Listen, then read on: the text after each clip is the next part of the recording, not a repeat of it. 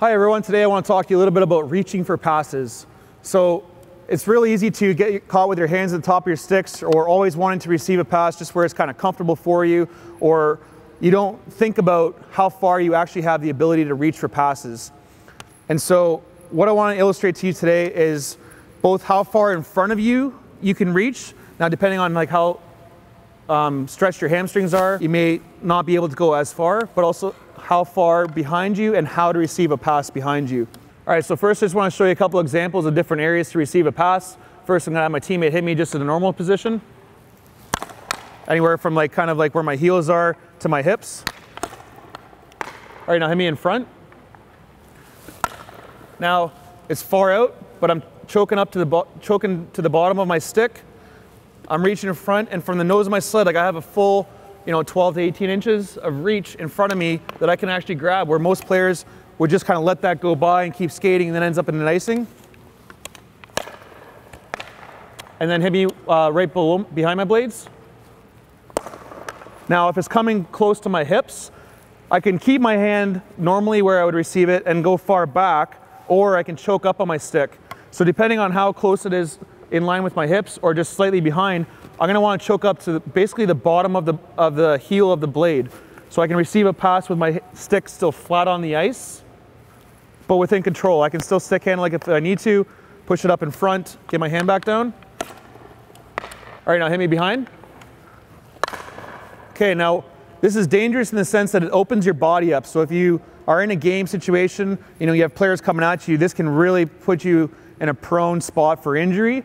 However, if there's nobody around you, or if you're just working in the corners and you have a chance to, it's really an excellent skill to develop that you can receive in so much more of a range. Because now I'm extending my reach, a good 3 or 4 more feet behind me, all the way to that foot in front of me, versus most players are just like this and they want to receive here only, and that's why we're missing a lot of plays. So we'll show you, now that we showed you kind of different areas in front, midpoint, blades, and behind. We'll do a couple at a faster pace just to get the reaction time down. Okay.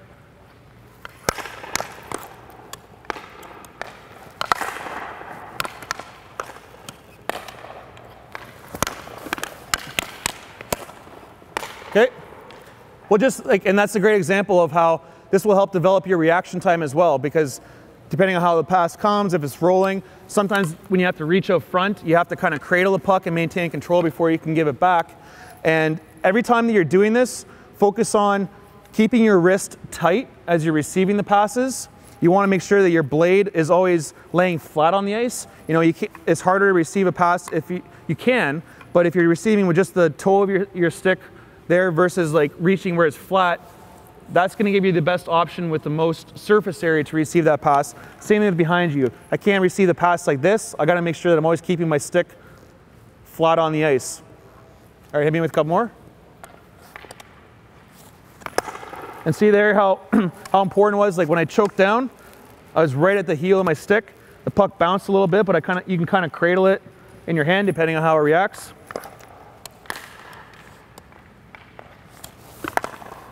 And as I reach out in front, my stick's flat. And one more. And you'll see how the puck, I received it on the blade, it bounced into my hand, it bounced out. But you just learn how to like receive and cradle those pucks. I'll do one more. And in this case, another example how I'm using my outside stick to pick and receive, or to balance myself. I'm over on one blade. And this allows me the ability to kind of control it. I can move it around. So spend some time with another player, just giving them other options than just the middle of your sled to pass to.